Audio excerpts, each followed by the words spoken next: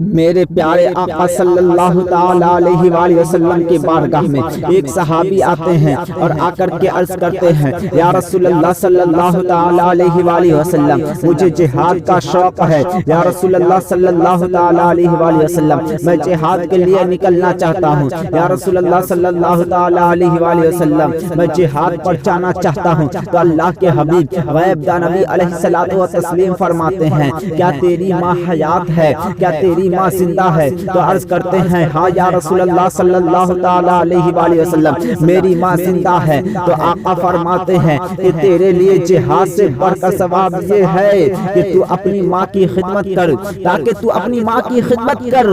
میرے پیارے آقا صلی اللہ تعالی علیہ وآلہ وسلم کے پیارے دیوانوں، آج میری قوم کی جوانوں کی کیفیت کیا ہے؟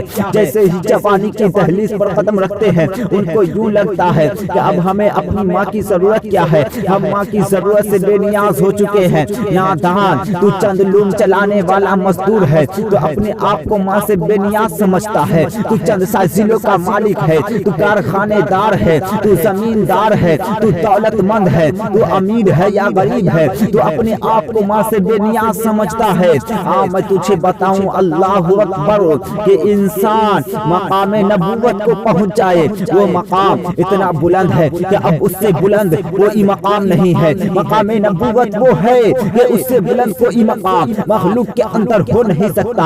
اللہ اکبر۔ آئیے اب اس نبی کا ذکر کریں جو نبی صرف نبی ہی نہیں بلکہ رسول بھی ہے، صرف رسول ہی نہیں بلکہ کلیم اللہ بھی ہے۔ اللہ سے کلام کرنے والا رسول ہے، رب سے باتیں کرنے والا رسول ہے، اور باتیں کرتے کرتے اللہ نے اس رسول کو اتنا اختیار دیا ہے کہ کسی معاملے میں وہ اللہ سے محبت کے معاملات کے بنا پر وہ اللہ سے جھگڑ بھی لیتے ہیں۔ حدیث پاک ہے، معراج شریف کے حدیث میں میرے آقا فرماتے ہیں کہ میں نے شب معراج ایک بندے کو اللہ سے لڑتے دیکھا، تو عرض کی مولا یہ کون تیرا بندہ ہے جو تجھ سے لڑتا ہے؟ تو ارشاد ہوا محبوب وہ میرا موسیٰ ہے، وہ میری بارگاہ میں ایسے ہی اونچی آواز سے باتیں کر لیتا ہے۔ آپ اندازہ کریں جناب موسیٰ جلالی پیغمبر ہے، رب کی بارگاہ میں اونچی آواز سے بات کرتا ہے۔ اللہ اکبر۔ جناب موسیٰ کے غصے اور جلال کا عالم یہ تھا کہ جناب موسیٰ جب غصے میں آتے تو آپ کے بدن کے جو کپڑے ہوتے، جو بال ہوتے جسم کے، وہ کپڑوں کے باہر نکل جاتے اور امامے سے جو ہے شعلے اٹھتے ہوئے نظر آتے۔ جناب موسیٰ کی شان یہ ہے کہ آپ کا جو عصا ہے اژدہے کی جو ہے حیثیت رکھتا ہے۔ حضرت سیدنا کلیم علیہ الصلوۃ والتسلیم ایک مرتبہ کوہ طور پر تشریف لے جا رہے ہیں اور طبیعت یہ ہے کہ اللہ سے باتیں کریں گے۔ ارشاد ہوتا ہے موسیٰ آج ذرا سنبھل کر، موسیٰ آج ذرا سنبھل کر غور کرے۔ آج میری قوم کا جوان یہ سوچتا ہے کہ میرے پاس دولت آ گئی، میں جوان ہو گیا تو میں اپنے ماں باپ سے بے نیاز ہو گیا۔ قدرت کہہ رہی ہے موسیٰ کسے؟ اپنے پیغمبر کو، اپنے نبی کو، اونچی آواز میں گفتگو کرنے والے رسول کو، موسیٰ ذرا سنبھل کر۔ ارشاد ہوا مولا کوئی پہلی مرتبہ تو طور پر نہیں آیا، اس سے پہلے تو بارہا آیا، لیکن اس سے پہلے تو سنبھلنے کا حکم نہیں دیا، کہا آج باتیں ذرا سنبھل کر کرنا، کیونکہ جب تو اپنے گھر سے نکلتا تھا تو تیری ماں آنچل پسار کر دعا کرتی تھی، میرے اللہ میرے موسیٰ کی طبیعت میں جلال ہے، اگر وہ اونچی اونچی بات تیری بارگاہ میں کر لے تو تو غفور الرحیم ہے، درگزر کرنا مولا، مولا میرے موسیٰ پر درگزر کرنا، تو اس کی پکڑ نہ کرنا۔ موسیٰ اب تیری ماں کا انتقال ہو گیا ہے، اب تو ماں کے موت کے بعد گھر سے نکلا ہے تو ذرا سنبھل کر، جب تک تیری پشت پر تیرے ماں کی دعا تھی قدرت نے سنبھلنے کا حکم نہ دیا، اور آج تو نکلا ہے تو اب وہ آنچل تیرے سر پہ نہ رہا، تو اب قدرت کہہ رہی ہے موسیٰ ذرا سنبھل کر۔ او میری قوم کے نادان نوجوان، موسیٰ کلیم اللہ جیسا پیغمبر کو ماں کے وصال کے بعد جب سنبھلنے کا حکم دیا جاتا ہے تو ہم اور آپ کس کھیت کے مولی ہیں؟ میرے پیارے آقا صلی اللہ تعالی علیہ وآلہ وسلم کے پیارے دیوانوں، آج میری قوم کے جوانوں کا حال یہ ہے کہ اگر گھر میں بیوی آ گئی اور اس نے کان ماں کے خلاف بھر دیے تو بچہ نوجوان 6 مہینے سال 2 سال میں اپنے بیوی بچوں کو لے کر الگ ہو جاتا ہے۔ اور آج فکر یہ ہے کہ کیا میں بڑھاپے میں اپنے ماں باپ کی خدمت کروں، میں ان بڈھی بڈھا کا کب تک کے ناز اٹھاتا رہوں؟ میں ہوں، میرے بچوں کا مستقبل ہے، میرے بچوں کا پڑھائی ہے، میرے بچوں کا تعلیم ہے، میرے بچوں کا تربیت ہے۔ جتنا کماؤں گا کیا میں سب ماں باپ پہ خرچ کروں؟ آؤ میں تمہیں بتاؤں، ایک صحابی ہے بارگاہ رسول صلی اللہ تعالی علیہ وآلہ وسلم میں آتے ہیں اور عرض کرتے ہیں یا رسول اللہ صلی اللہ تعالی علیہ وآلہ وسلم، میں جتنا کماتا ہوں سب ماں کو لے جا کر دیتا ہوں، پھر بھی ماں مجھے ڈانٹتی رہتی ہے، ناراض ہوتی رہتی ہے۔ آقا فرماتے ہیں بس اتنی سی بات، اگر تیری ماں تجھے کاٹ کاٹ کر کھائے پھر بھی تجھے یہ اختیار نہیں ہے کہ تو اپنی ماں کو اف کہو، فلا تقل لہما اف، اپنی ماں کو اف بھی نہیں کہہ سکتے۔ اگر کسی کے ماں باپ کسی پر خواہ ناراض ہوتے ہیں تو فرمایا گیا یہ اللہ کا امتحان ہے اور اس کو اس امتحان میں ثابت قدم رہنا چاہیے۔ آپ نے کوئی غلطی نہیں کی پھر بھی وہ آپ کو ڈانٹ رہے ہیں، اس لیے کہ جب انسان بوڑھا ہو جاتا ہے تو انسان بک بک کرنے کا عادی ہو جاتا ہے۔ اکثر بوڑھے بڑے بک بک کرتے ہیں، بے سر و پیر کی باتیں کرتے ہیں۔ اللہ نے قید لگا دیا کہ جب تمہارے ماں باپ بوڑھا ہو جائے یا بڑھاپے کی دہلیز پر پہنچ جائے تو ان کو افی مت کہو۔ جوانی میں نہیں کہا، جوانی میں بھی نہیں کہہ سکتے، لیکن بڑھاپے کی قید لگائی۔ کیوں؟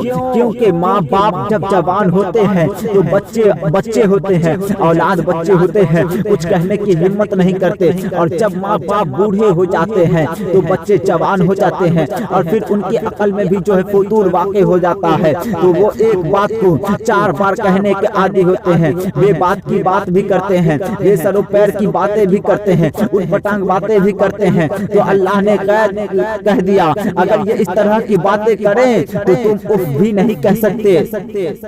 آج کل تو ماں باپ کو لوگ ماں کہنے میں شرماتے ہیں، باپ کو باپ کہنے میں شرماتے ہیں۔ اللہ اکبر! اور حال یہ ہے کہ ماں رات کو 2 بجے تک بیٹے کا انتظار کر رہی ہے کہ میرا بیٹا آئے گا تو میری خیریت تو پوچھے گا، لیکن حال یہ ہے میری قوم کے جوانوں کے پاس ماں باپ کے خیریت پوچھنے کا وقت نہیں، اور دوستوں کے ساتھ 2 3 گھنٹے اور 4 6 گھنٹے بیٹھ کر کے وقت گزارتے ہیں، لیکن ماں باپ کے خیریت نہیں پوچھتے۔ بوڑھے ماں باپ اتنا منتظر ہوتے ہیں کہ میرا بیٹا آئے گا تو مجھ سے بات کرے گا۔ بیٹا سیدھے منہ اپنے ماں سے بات نہیں کرتے، اپنے باپ سے بات نہیں کرتا، گفتگو نہیں کرتا۔ اور آج کا نوجوانوں کا حال یہ ہے کہ لوم چلا کر اگر کوئی 2-4 ہزار روپیہ کما رہا ہے تو 500 روپیے لا کر ماں کے ہاتھ میں رکھ دیں گے اور اب ہفتہ بھر اسی میں چلاؤ، 1500 میں موج مستی کریں گے۔